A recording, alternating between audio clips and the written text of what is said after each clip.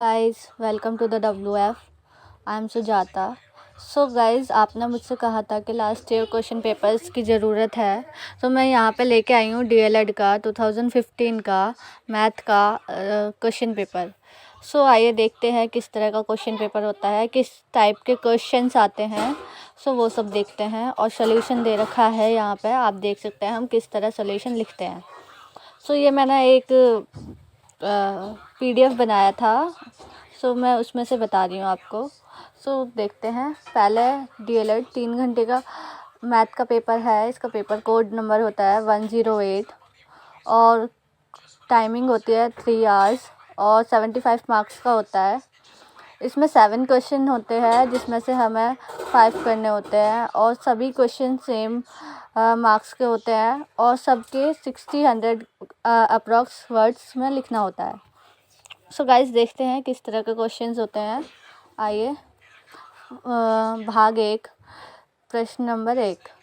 प्राथमिक स्तर पर गणित शिक्षण के उद्देश्यों का वर्णन कीजिए। उपयुक्त उदाहरण दीजिए। कक्षा शिक्षण द्वारा आप इन उद्देश्यों की प्राप्ति कैसे कर सकते हैं। अब ऑब्जेक्टिव्स क्या होते हैं हमारे मैथ्स को पढ़ाने के लिए और हम उसमें क्या क्या चीज़ें यूज़ करते हैं। क्लास में हम क्या क्या चीज़ें यूज़ कर सकते हैं मैथ्स को सिखाने के लिए, ये सारी चीज़ें हमें इसमें बतानी होती है। सो इसमें डीपली लिखा हुआ है क्वेश्चन, आप पढ़ सकते हैं जैसे, और पॉइंट वाइज लिखा हुआ है। पहले थोड़ा सा डिफ़ाइन कर दिया, फिर इसमें पॉइंट में लिखा है ज्ञानात्मक एवं अबोधात्मक उद्देश्य। फिर नेक्स्ट आ जाता है हमारा कौशल प्राप्य उद्देश्य, फिर अन्य उद्देश्य, फिर शिक्षण के चरण क्या होंगे, मतलब किस टाइप के हम एग्जाम्पल्स ले सकते हैं, वो सब लिखा है इसमें।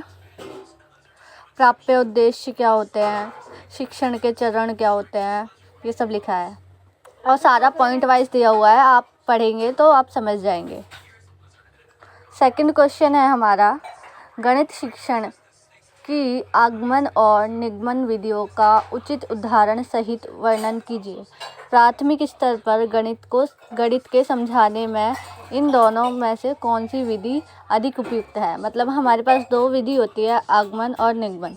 सो हमें पहले बताना है आगमन विधि क्या होती है, निगमन विधि क्या होती है, और फिर दोनों को बताना है दोनों में से कौन सी सही होती है। तो इसमें पहले बता दिया आगमन विधि क्या है और निगमन विधि क्या है।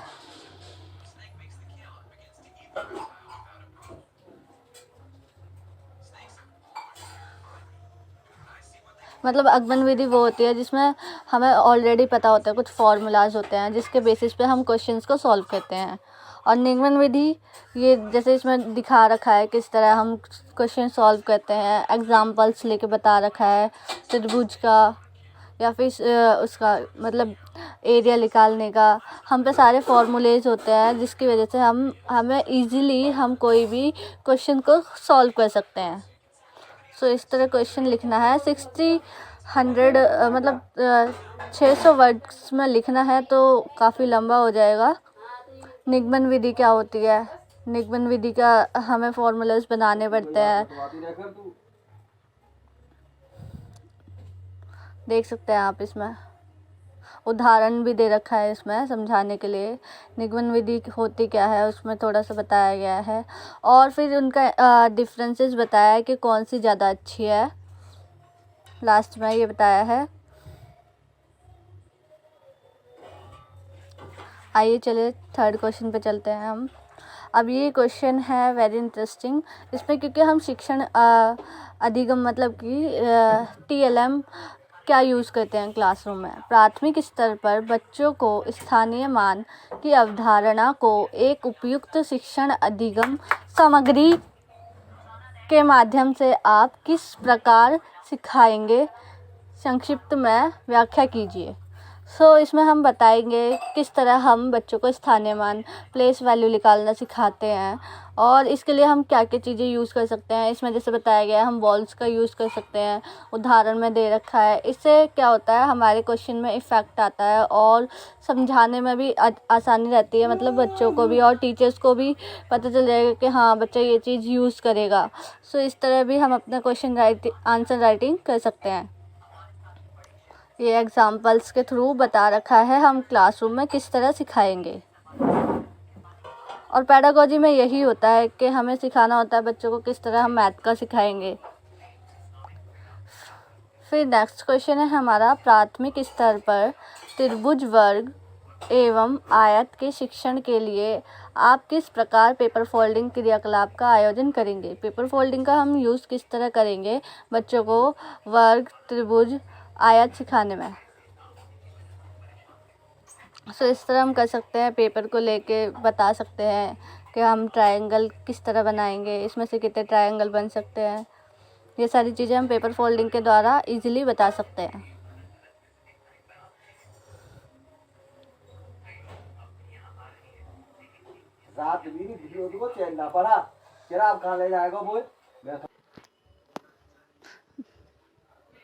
मनोरंजन गणित क्या है?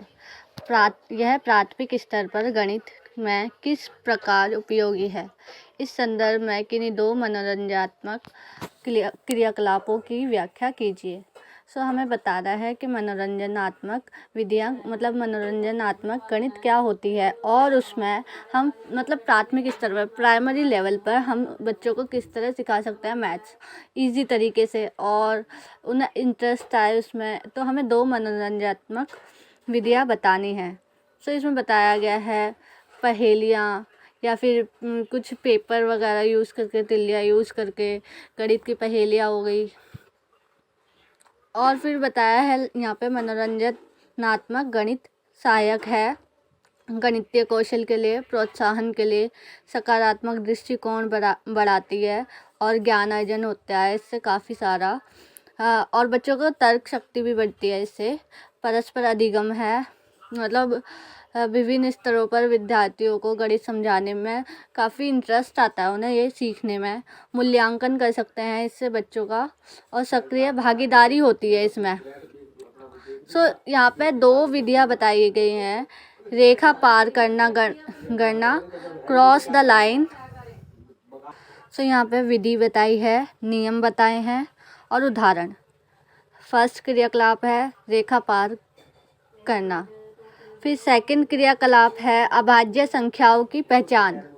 इस पर हम पहले विधि बताएंगे, नियम बताएंगे और फिर उसके एग्जाम्पल्स बताएंगे। अध्यापकों एवं विद्यार्थियों के लिए सतत और व्यापक मूल्यांकन किस प्रकार उपयोगी होगा? उपलब्धि परीक्षण एवं निदानात्मक परीक्षण के माध्यम से अंतर की व्याख्या कीजिए। सतत और व्यापक मूल्यांकन पद्धति 2010 से 11 में लागू की गई थी। और फिर हमें बताना है सीसी प्रणाली में शिक्षकों को लाभ क्या था, और फिर विद्यार्थियों के लाभ बताने हैं। सीसी पैटर्न जब आया था तो उससे शिक्षकों को क्या लाभ हुआ था और फिर विद्यार्थियों को क्या लाभ हुआ था, ये सारी विषय के बारे में हमें बताना है। और उसकी उपलब्धियां क्या हुई सीसी पैटर्न आने के बाद, कैसे शिक्षण प्रणाली पर हमारे प्रभाव पड़ा, ये सब हमें बताना है। निदानात्मक परीक्षण, इसमें दो प्रकार के होते हैं, उपलब्धि और निदानात्मक परीक्षण। यहाँ पर डिफरेंस दे रखा है, आप पढ़ सकते हैं। फिर लास्ट क्वेश्चन, लास्ट नहीं कहेंगे अभी और है, सिक्स क्वेश्चन है, गणित की अवधारणा को स्पष्ट करने का क्या महत्व है? पियाजे के संख्या विकास के चरणों की आजकल कक्षा में क्या महत्व है? दो उचित उदाहरण दीजिए। मतलब जब पियाजे ने संख्या पर अपनी थ्योरी दी थी, उसके अकॉर्डिंगली हमें बताना है कि आज के टाइम में, प्रेजेंट टाइम में हम उन्हें किस तरह अप्लाई कर सकते हैं बच्चों पर। पहले हम बताएंगे गणित की अवधारणा क्या है और उसका महत्व बताएंगे। फिर पियाजे की क्या थ्योरी थी उसके बारे में बताएंगे हम।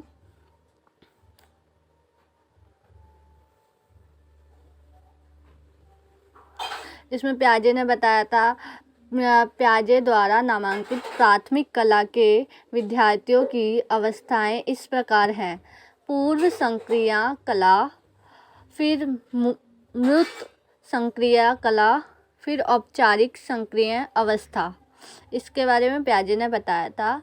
फिर पियाजे ने अपनी संख्या के ऊपर क्या अवधारणा दी थी। संख्या अवधारणा के विकास में पियाजे की अवस्थाओं की भूमिका, आजकल कक्षाओं में हम उसे किस तरह अप्लाई कर सकते हैं। पूर्व संख्या अवधारणाएं, मिलान, छांटना, तुलना करना, क्रमबद्ध करना, ये सारी अवधारणाएं हम यूज़ कर सकते हैं। तुलना करने में बच्चे को ये पता चलेगा कौन सी चीज़ किससे कम है, ज़्यादा है, किस तरह की है, डिफरेंस निकालना आएगा। क्रमबद्ध करना मतलब उन्हें सही सीक्वेंस से रखना आएगा। छांटना, किस चीज़ का वैल्यू क्या है, ज़्यादा से नंबर्स में हम किस संख्या का किस तरह यूज़ कर सकते हैं, ये सारी चीज़ें हम बता सकते हैं। संख्या की क्या अवधारणाएं हैं, गिनना और संख्याओं के उपयोग, संक्रियाएं करना, ये सारी चीज़ें हमें संख्या में बतानी है। गणित के माध्यम से विद्यार्थियों में सृजनात्मक योग्यता के विकास के लिए आप किस प्रकार के क्रियाकलापों का समावेशन करना चाहेंगे। गणित शिक्षण को आनंदमय बनाने में अध्यापक की क्या भूमिका रहती है। हम पे कितनी विधियां हैं या फिर कौन कौन सी गतिविधियां हम करा सकते हैं जिससे बच्चों की सृजनात्मक योग्यता का विकास हो। तो यहाँ पे दे रखा है गणना में निपुणता, परफेक्शन इन कैलकुलेशन, ज्यामितीय रचनाओं में निपुणता, परफेक्शन इन ज्योमेट्रियल कंस्ट्रक्शन, समस्या समाधान क्षमता, प्रॉब्लम सॉल्विंग एबिलिटी, अन्वेषणात्मक प्रवृत्ति, ह्यूरिस्टिक अप्रोच,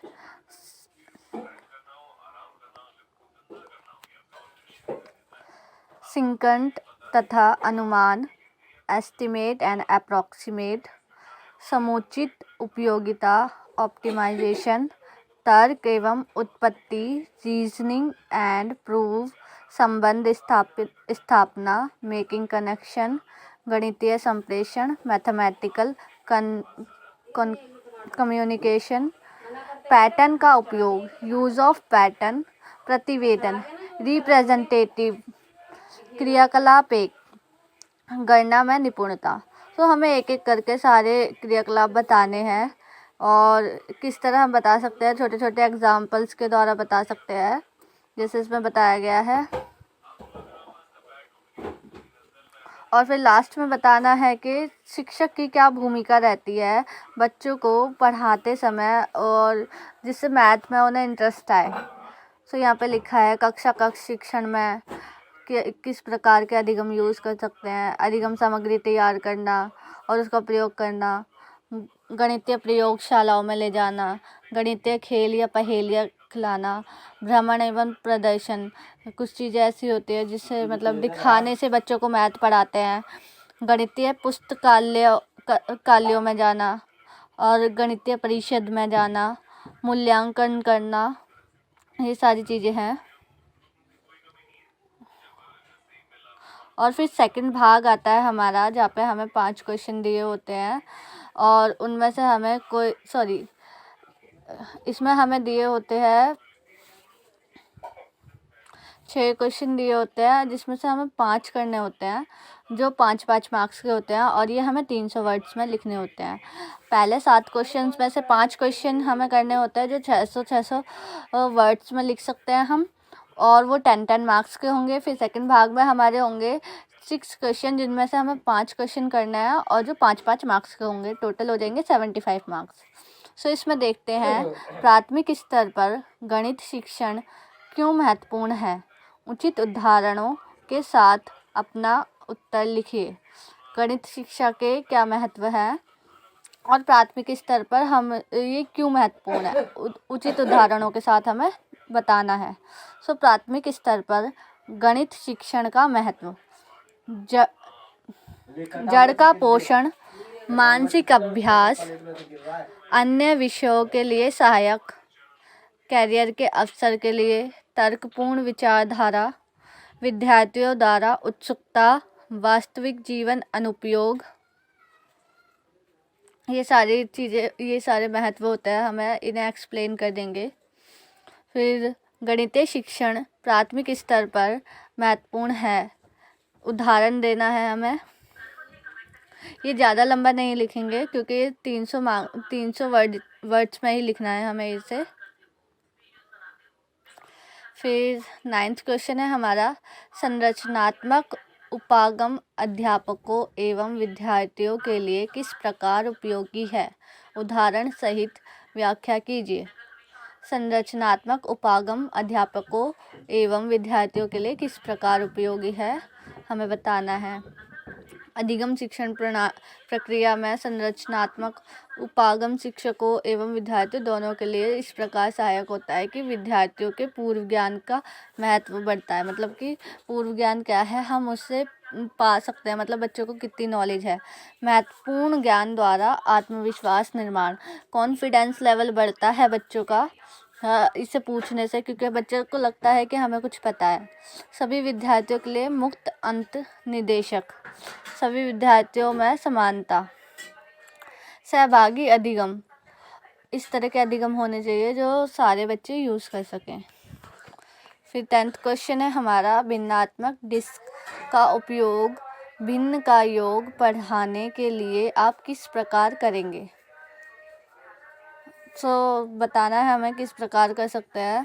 इस तरह बता सकते हैं हम, यहाँ पे दे रखा है।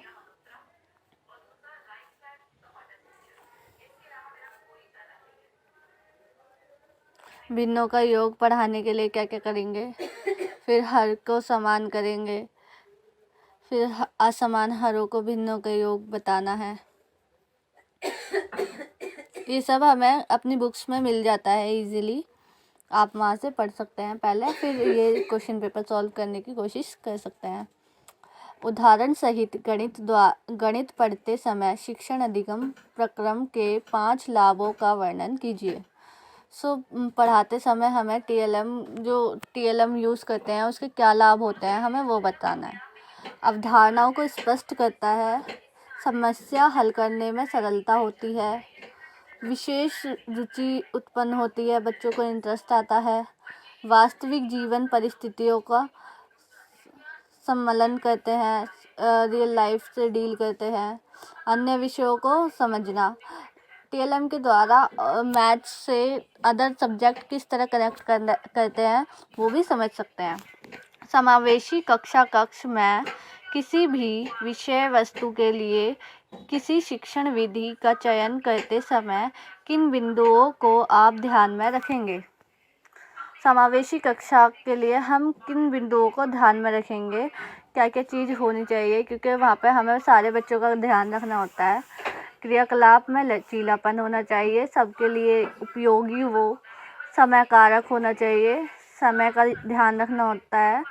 भौतिक सुविधाओं में सुधार, मतलब कि इंफ्रास्ट्रक्चर कैसा है, क्योंकि समावेशी कक्षा क्या होती है, इंक्लूसिव क्लास क्या होती है, जहाँ पे सारे बच्चे जो हैंडीक्राफ्ट बच्चे भी है या फिर उन सब का संकलन, मतलब कि सब एक साथ बैठ के पढ़ते हैं और सभी को क्वेश्चंस के आंसर या कोई भी प्रॉब्लम सॉल्व करनी आ रही है। आवाज़ का प्रभाव, पाठ की कठिनाई, शिक्षण यंत्र सामग्री, मूल्यांकन, विषमताओं का प्रकार, ये सारी बातें ध्यान में रख के हमें अपनी समावेशी शिक्षा के लिए कोई भी विधि तैयार करनी चाहिए। इन सारी बातों का ध्यान रखना चाहिए अगर हम कोई भी टीएलएम बना रहे हैं या फिर हम क्लासरूम में पढ़ाने जा रहे हैं, ये सारी बातें ध्यान में रखनी चाहिए। फिर क्वेश्चन नंबर 13 आता है,